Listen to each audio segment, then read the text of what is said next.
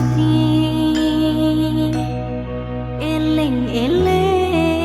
keagungane Gusti minangka syukur peparinge Gusti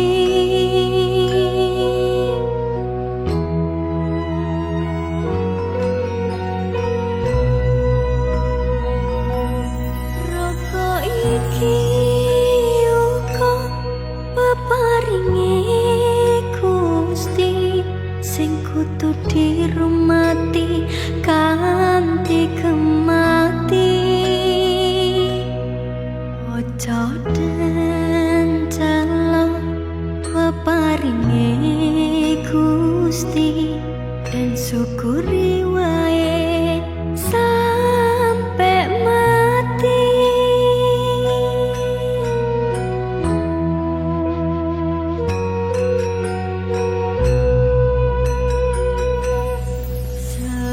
semua suci syukur kuwi iki mung tunggal marang Gusti sing maringi jiwa raga iki kudu dijaga lan disyukuri rina lan wengi ingsun muji pangajeng-ajenge satrone ati rembese kawelasane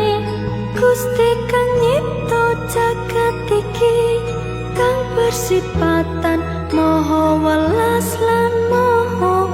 asih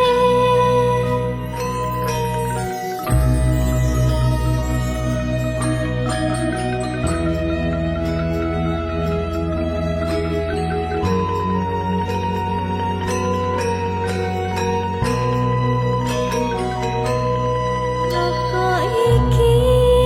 uga peparinge Gusti sing kudu dirumati kanthi kemati ojo dencalo peparinge Gusti dan syukuri wae sampe mati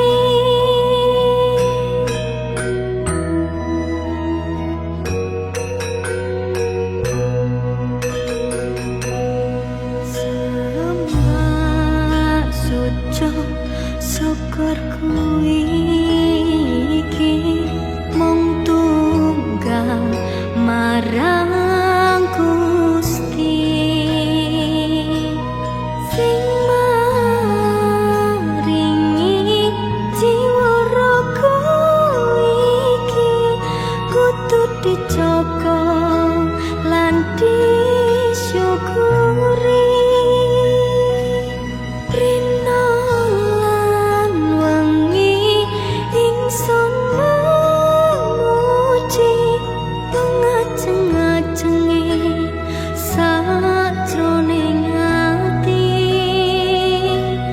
rembese kawelasane